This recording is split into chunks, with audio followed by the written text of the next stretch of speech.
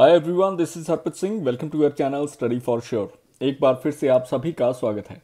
आज हम weekly revision करेंगे करंट अफेयर्स की और उसके बारे में कंप्लीट डिटेल एनालिसिस करूंगा। उससे पहले छोटी सी एक और चीज़ बता दूं कि ये जो हम एनालिसिस करेंगे ये कंप्लीट एग्जामिनेशंस के लिए होगा, यानी कि आप कोई भी आईबीपीएस, एसबीआई या various other examinations government perspective से काफ़ी महत्वपूर्ण रहने वाला है, राइट।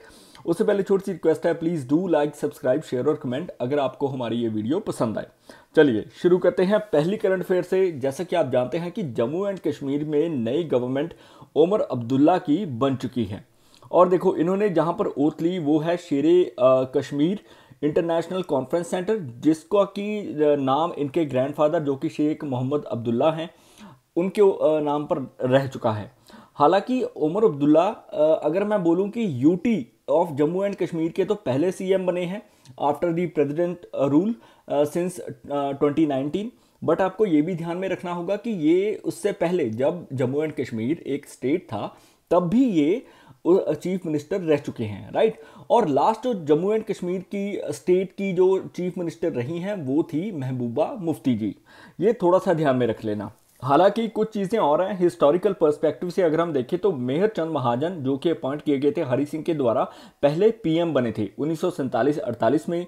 वहीं पर गुलाम मोहम्मद सदीक लास्ट पीएम रहे हैं जम्मू एंड कश्मीर के, क्योंकि तब कुछ और दौर था और 1968 तक यही चीज़ें चली। और जो लास्ट सीएम थे पहले सीएम जम्मू कश्मीर स्टेट के वो भी गुलाम मोहम्मद सदीकी थे। नेक्स्ट न्यूज़ जो कवर करने वाले हैं वो है जस्टिस खन्ना के ऊपर। देखो इसके बारे में आप सभी जानते हैं कि जो हमारे चीफ जस्टिस ऑफ इंडिया हैं डीवाई चंद्रचूड़ सर, उन्होंने नामजद किया है जस्टिस संजीव खन्ना जी को ताकि वो आने वाले समय में 51st chief justice of India बन पाए। और इसके बारे में गवर्नमेंट ऑफ इंडिया को एक समझो कि पत्र भेज दिया गया है और डेफिनेटली अगर गवर्नमेंट ऑफ इंडिया इस चीज़ को मान लेती है तो आप सभी जानते होंगे कि जो संजीव खन्ना जी है इनका कार्यकाल बहुत ही भरपूर रहा है, इंटरेस्टिंग रहा है और इन्होंने इनकम टैक्स या ट्रिब्यूनल्स में भी काम किया है।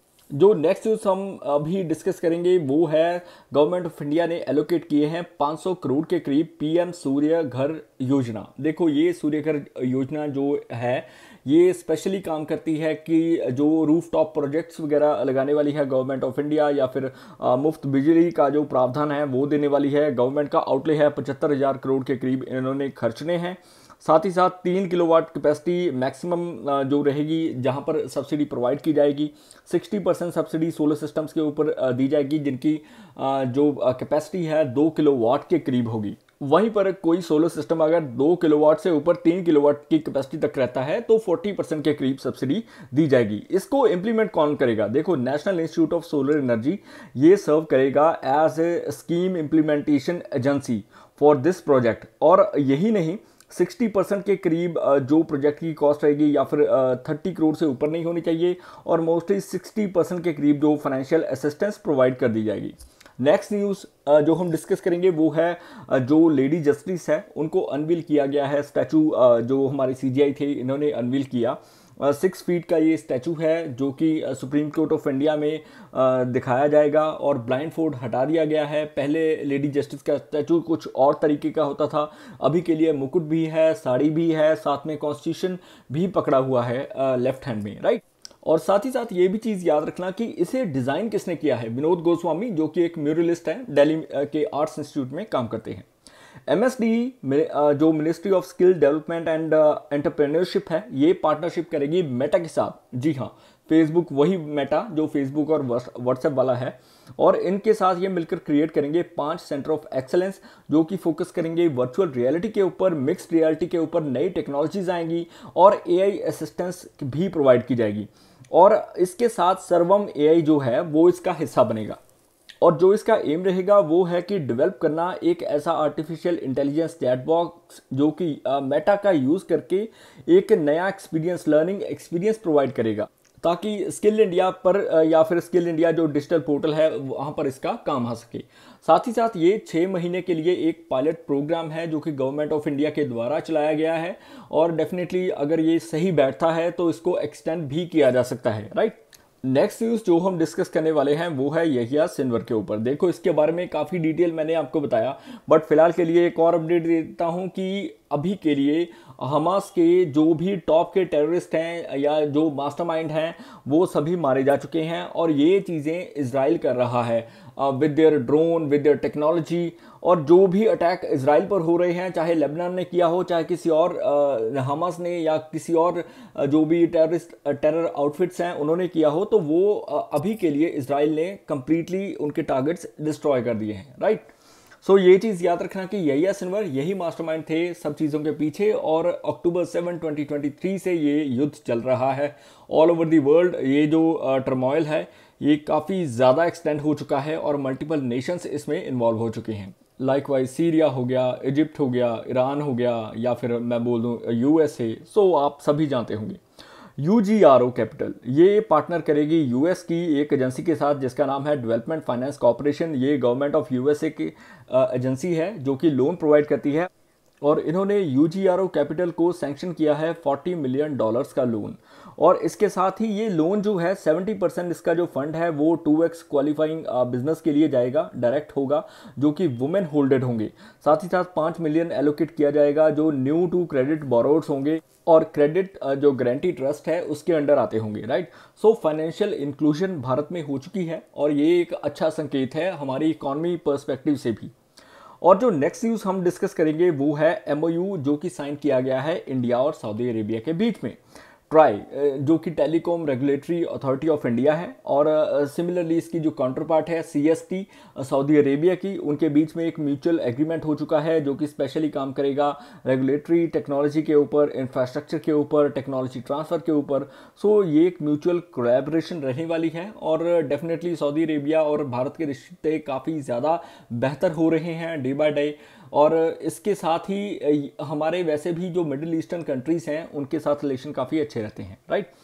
रश्मिका मंदाना को अपॉइंट कर दिया गया है national ambassador for cyber safety. ये किसने किया है? Indian cyber crime coordination centre ने, जिसको I4C भी बोल देते हैं। और ये एक ऐसा इनिशिएटिव है जो कि मिनिस्ट्री ऑफ होम अफेयर्स के द्वारा चलाया जाता है। अभी के लिए ये समझ लो कि रश्मिका मंदाना एक साउथ इंडियन एक्ट्रेस हैं जो कि बॉलीवुड में भी परफॉर्म कर चुकी हैं, और इनके काफ़ी मिलियंस में फॉलोअर्स हैं on Instagram as well as on YouTube, right. और MOU नया साइन हो चुका है मिनिस्ट्री ऑफ रूरल डेवलपमेंट और लीड जो कि क्री यूनिवर्सिटी में है, एक ऐसा डिपार्टमेंट जो कि स्पेशली स्टेम के ऊपर काम करता है, साइंस, टेक्नोलॉजी, इंजीनियरिंग और मैथमेटिक्स के ऊपर। और ये समझो कि बेनिफिट देने वाला है रूरल जो लोग हैं उनके लाइवलीहुड के लिए काम आएगा, यानी कि दीनदयाल अंत्योदय योजना नेशनल रूरल लाइवलीहुड मिशन इसका हिस्सा होगा। और ये दोनों जो मिनिस्ट्री और लीड डिपार्टमेंट है दोनों मिलकर रूरल लाइवलीहुड के लिए ही काम करेंगे, यानी कि कुछ प्रोजेक्ट्स हैं जो कि नॉलेज बेस्ड डेवलप किए जाएंगे। वहीं पर एक स्पोर्ट्स न्यूज़ देख लो, आहिका मुखर्जी और सुतीर्थी मुखर्जी, ये बेसिकली कोलकाता से हैं दोनों, और इन्होंने ब्रॉन्ज जीता है एशियन टेबल टेनिस चैंपियनशिप में। पहली बार ऐसा हुआ है कि वुमेन डबल्स ने ऐसी चीज़ कर दिखाई हो, और इन्होंने हराया था जापानीज पेयर को जो जिनका नाम है मियू कियाहारा और मीवा हारीमोटो, जो कि अपना वर्ल्ड में काफ़ी बेहतर प्लेस रखती हैं, एक 15वें स्थान पर आती है। और डुओ जो है इनकी भी पोजीशन काफ़ी अच्छी है, फिलहाल के लिए 36 पोजीशन पर आ चुके हैं वुमेन डबल्स में और ऑल ओवर दी वर्ल्ड। और डेफिनेटली ये पोजीशन और इम्प्रूव हो सकती है अगर ये और मेहनत करेंगे।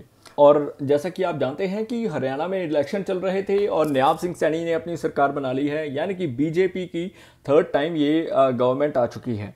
और नायब सिंह सैनी जो हैं ये BJP के जो सेकंड टाइम चीफ मिनिस्टर बन चुके हैं हरियाणा में, और इन्होंने अभी ओथ ले ली है। वहीं पर हरियाणा की जो सीट्स हैं, लोकसभा में 10 सीटें हैं, राज्यसभा में 5 सीटें हैं, 22 डिस्ट्रिक्ट्स हैं और 6 डिविजन्स हैं। फ़ोन पे ने अभी के लिए एक ऐसा इंश्योरेंस प्लान निकाला है दिवाली के लिए, ताकि वो कवरेज कर सके नियर अबाउट ₹25,000 के करीब, अगर आप ₹9 खर्चते हो किसी प्लान के लिए। और ये 10 दिन के लिए वैलिड होगा। ये एक ऐसा प्लान है क्योंकि दिवाली में पटाखे चलाते हैं और वेरियस चीज़ें होती हैं, अगर कुछ कहीं कुछ हो ना जाए या फिर कोई जल ना जाए या कुछ ऐसी चीज़ें, ताकि ये एक समझो कि एक आदमी, औरत और उनके 2 बच्चे इस प्लान के तहत सिक्योर फील कर पाएंगे और दिवाली धूमधाम से मना पाएंगे। सो 9 रुपये में अगर आपको किसी चीज़ की इंश्योरेंस मिलती है या फिर आपको कुछ सिक्योरिटी मिलती है, डेफिनेटली उसका बेनिफिट हो पाएगा। यानी कि क्योंकि आपको पता है कि दिवाली में कई बहुत कुछ हो जाता है समहाउ एक्साइटमेंट्स के चलते। सो इनका जो ये जो प्लान था ये काफ़ी इंटरेस्टिंग है। वेल देखो, पहली बार ऐसा मैंने सुना है। और साथ ही साथ इसकी जो डेट रखी गई है कि ये कब से स्टार्ट होगा, अक्टूबर 25। अगर लेना हो तो ले सकते हो।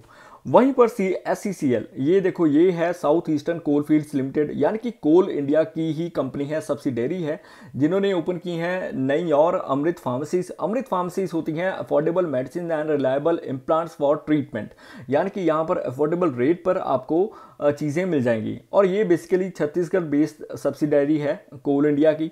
साथ ही साथ मिनिस्ट्री ऑफ जो हेल्थ एंड फैमिली वेलफेयर है वो भी इसका हिस्सा रहेंगी।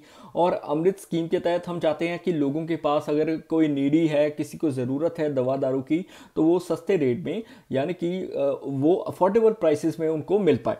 सो ये एक बेहतर न्यूज़ थी। और देखो, नई अपडेट जो आई है वो एरिक्सन के रिगार्डिंग है। देखो, एरिक्सन एक ऐसी कंपनी है जिन्होंने $multi-billion की कॉन्ट्रैक्ट डील हासिल कर ली है भारतीय एयरटेल को सप्लाई करने के लिए 5G इक्विपमेंट्स की। और ये पहली डील नहीं है, एरिक्सन ने रिसेंटली वोडाफोन के साथ भी एक डील की है जहां पर ये पार्टनर होंगे वेरियस अदर कंपनीज के साथ, जो कि 4G नेटवर्क के रिगार्डिंग काम करेंगी। जैसे मेन एरियाज जो हो रहेंगे, दिल्ली हो गया, केरला, छत्तीसगढ़, राजस्थान, ताकि इन नेटवर्क्स को और बेहतर ढंग से जो है वो डेवलप किया जा सके। सो ये डील काफ़ी महत्वपूर्ण रहने वाली है। और नेक्स्ट न्यूज़ जो हम डिस्कस करेंगे वो है मिस फेमिना इंडिया। जो मिस इंडिया फेमिना है 2024 की, मध्य प्रदेश की बन चुकी है निकिता पोरवाल।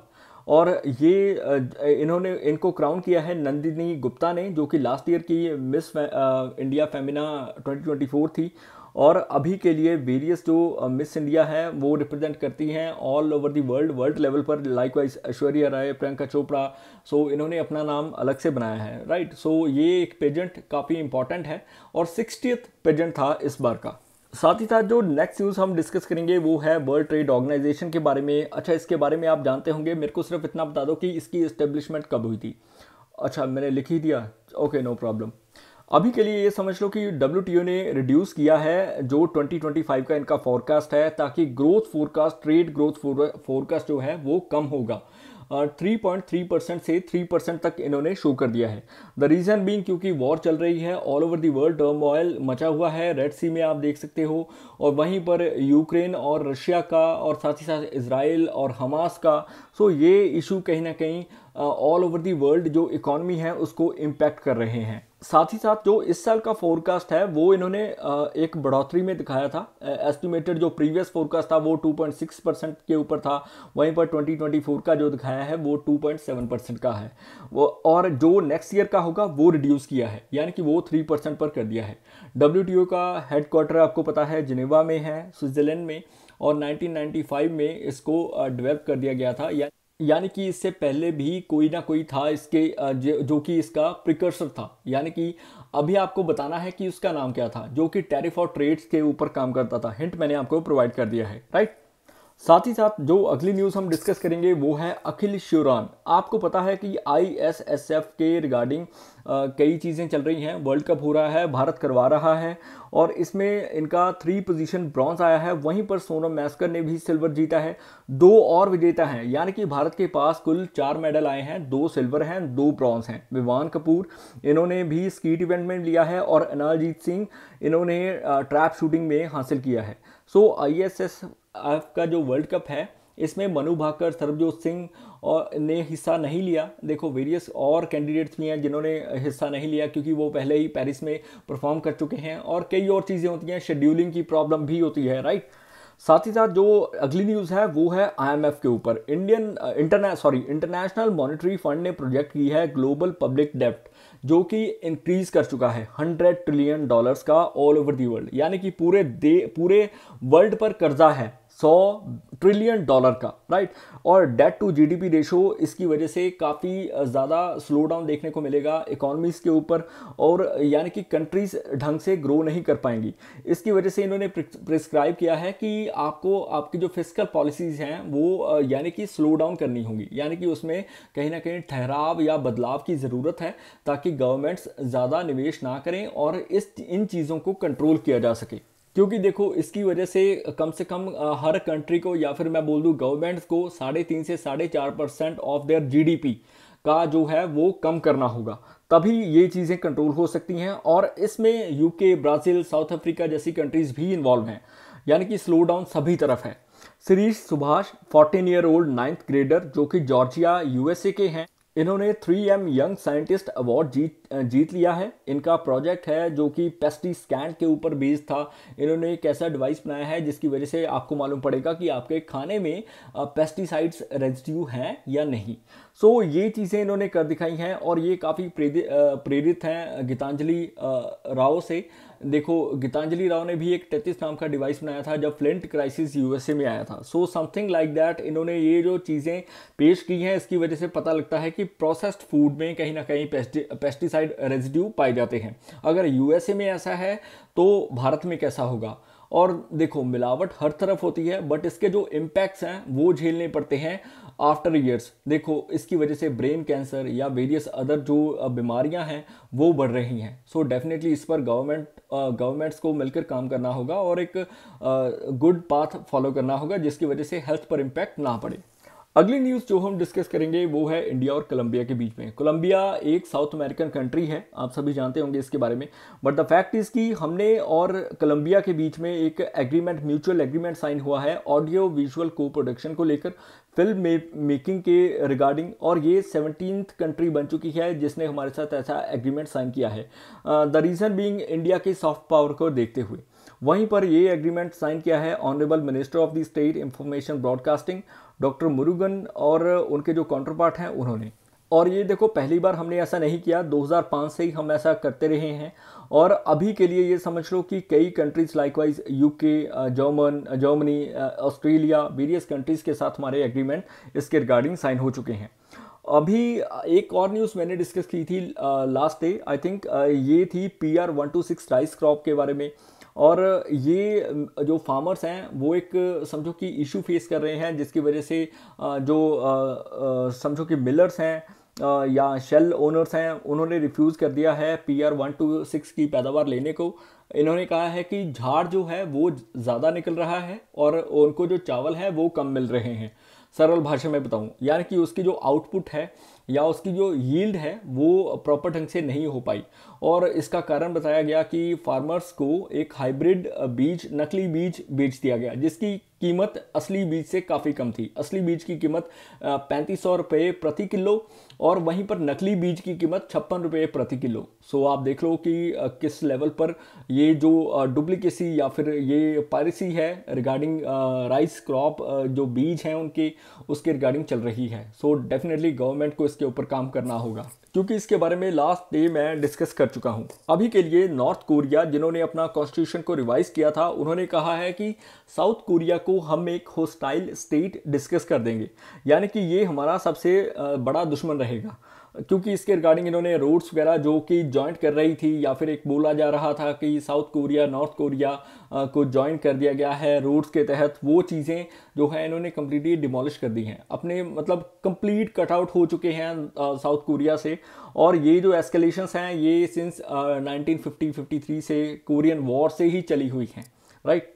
और इन भाई साहब के बारे में आप सभी जानते हो, किम जोंग उन, ये समझो कि ये अमेरिका को भी नहीं बख्शते, उसको भी डराते रहते हैं। दैट इज़ द रीज़न कि साउथ कोरिया में अमेरिका ने अपना एक सिस्टम डिप्लॉय किया हुआ है। उस सिस्टम का नाम बताओ कमेंट बॉक्स में।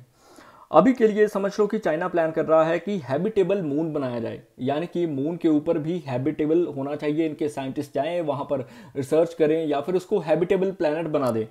सो बाय 2015 का ये प्लान है और इसकी शुरुआत हो चुकी है, क्योंकि ये इन बिटवीन 2028 से 2035 तक एक लूनर स्पेस स्टेशन जो है वो बनाने वाले हैं।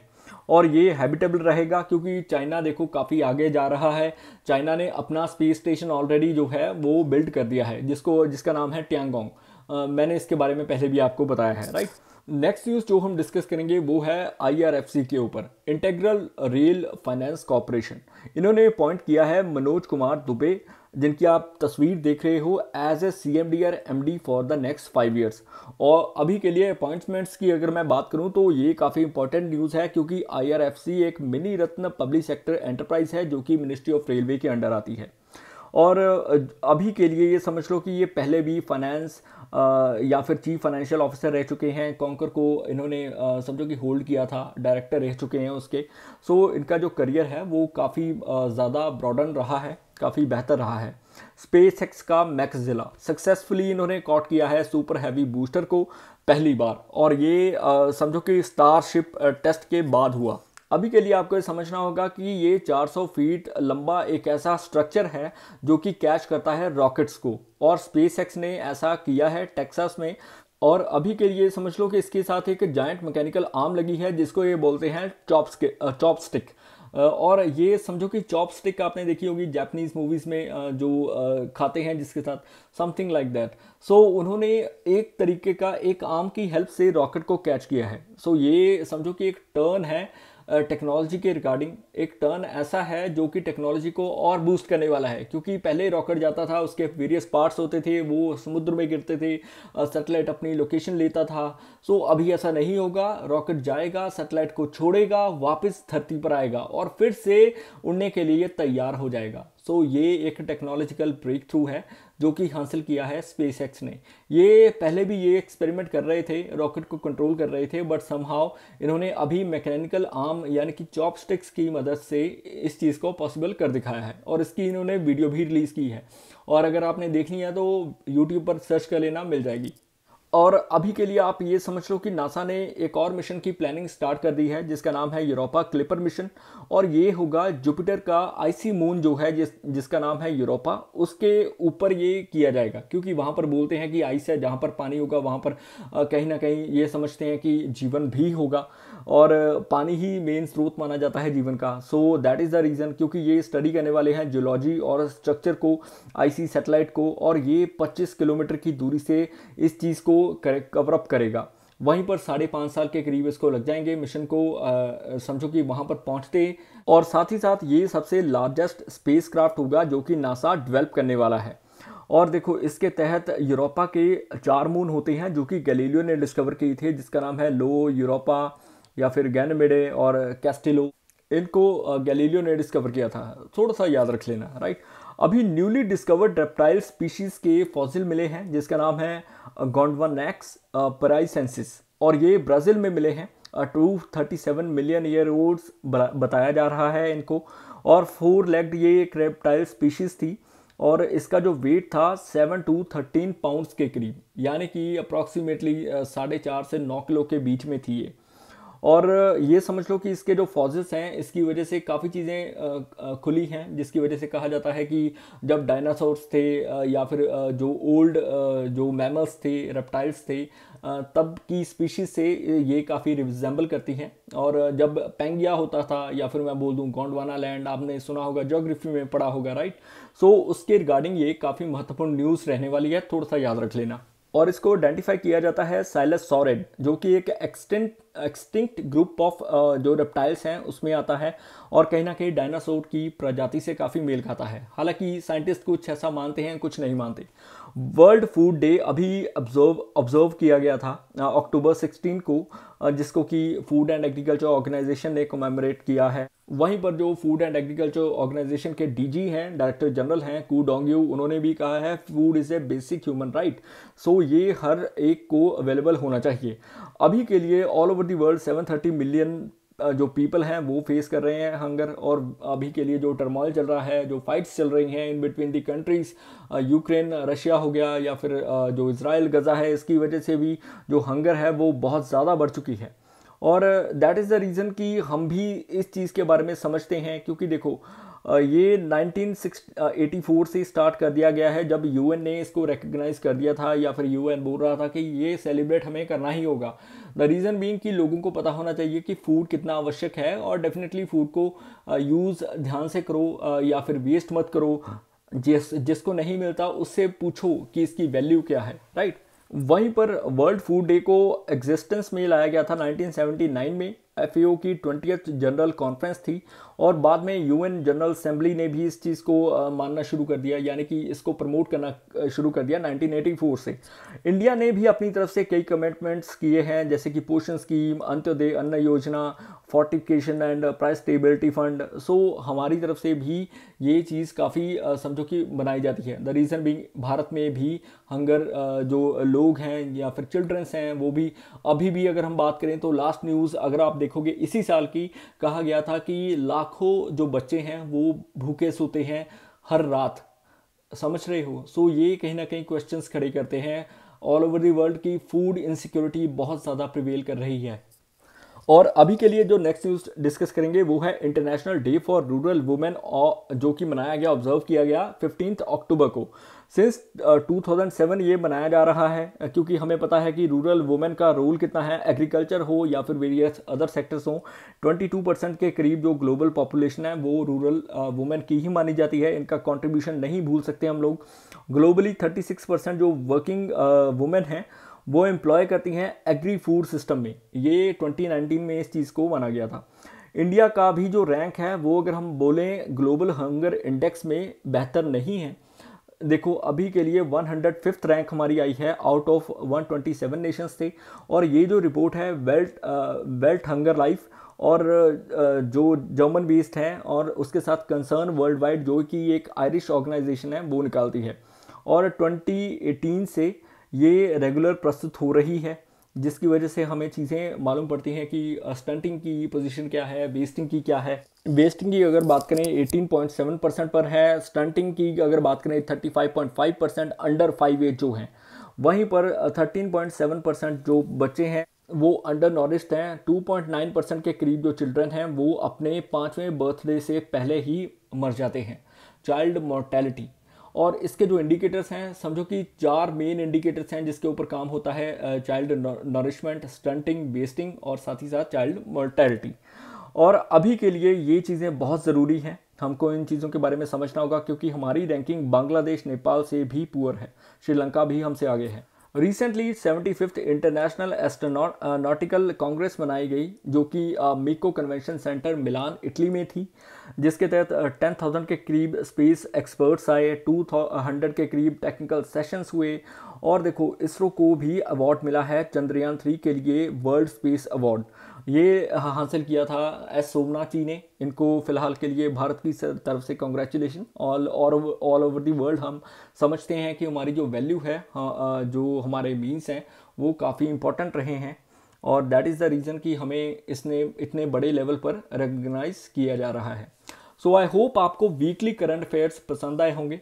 फिलहाल के लिए कोई भी किसी प्रकार की भूल होगी तो मैं क्षमा चाहता हूँ। Please do like, subscribe, share और comment. May you have a successful day ahead. Bye bye.